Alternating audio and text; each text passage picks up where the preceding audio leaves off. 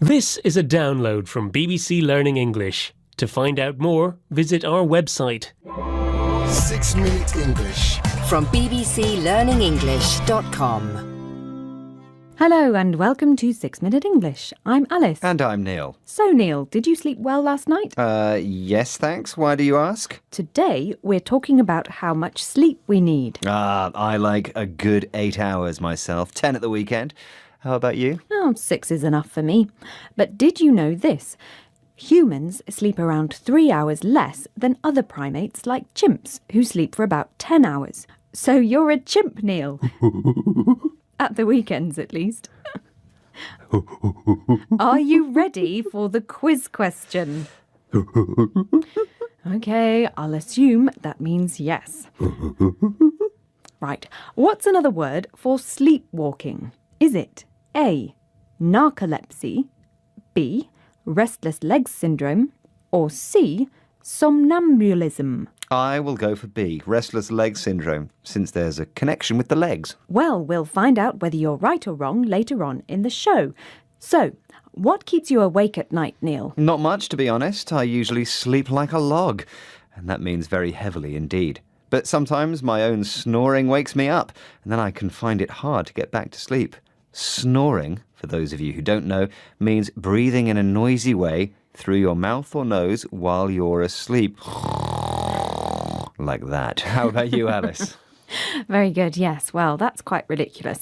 Anyway, for me, it's drinking too much coffee during the day. It's the caffeine in the coffee, a chemical that makes you feel more awake, which can stop you from sleeping at night. But there are so many things that can keep us awake these days. Oh yes, radio, TV, techie stuff like 24-hour internet, computers, smartphones. I love my phone. It's never far from me. Well, let's hear what Professor Jerome Siegel from the University of California found when he studied the sleep habits of 3 different hunter-gatherer communities who have very little contact with modern society. They don't have artificial light, electricity, batteries, or any of the gadgets that we rely on today. Their sleep was not that different from ours. The range of sleep period was about 6.9 to 8.5 hours. If you actually measure sleep in current populations in the United States or in Europe, they're definitely at the low end of what's been reported. They certainly don't sleep a lot less than we do, but they clearly don't sleep more. Professor Jerome Siegel found that people in these communities don't go to bed until several hours after sundown, just like us. But one big difference is that very few of them suffer from insomnia, which means having difficulty falling asleep and staying asleep. Now, I don't have a problem with insomnia, and hunter-gatherers, people who live by hunting animals and gathering plants to eat, don't either.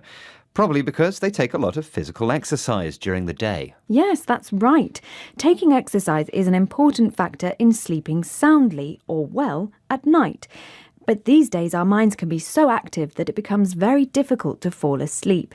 Let's listen to Professor Kevin Morgan from Loughborough University here in England, talking about how cognitive behavioural therapy can be used to help people with insomnia. If you have a train of thoughts which would otherwise keep you awake, one way of dealing with this is to block those thoughts. What I'd like you to do is repeat the word the in your mind at irregular intervals. The.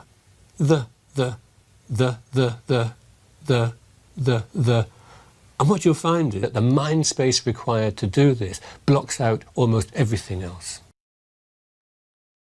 So, Professor Kevin Morgan suggests saying one word over and over again at irregular intervals. Irregular in this context means not spaced out evenly. Doing it can help to block out the thoughts that are stopping you from getting to sleep.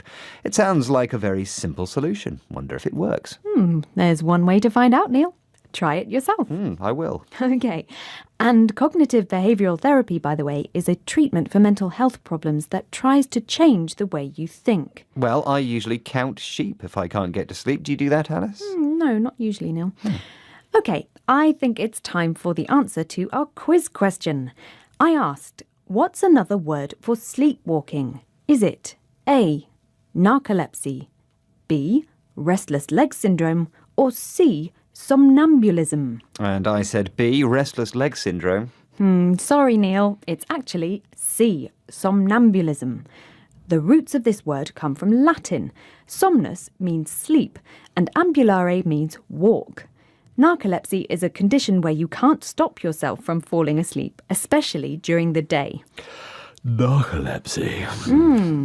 And restless leg syndrome is a condition that makes you desperate to move your legs around, especially when you're sitting quietly or trying to get to sleep. Get to sleep. Now, Neil, wake up. Oh, hello, Alice. Sorry. Hello. Can we hear today's words again, please? Okay, yeah. Sleep like a log. Snoring. Caffeine. Insomnia. Hunter-gatherers. Soundly. Irregular. Cognitive behavioural therapy. Well, that just about brings us to the end of this edition of 6 Minute English. We hope you've enjoyed this programme. Please do join us again soon. Bye. Goodbye. 6 Minute English. From the BBC.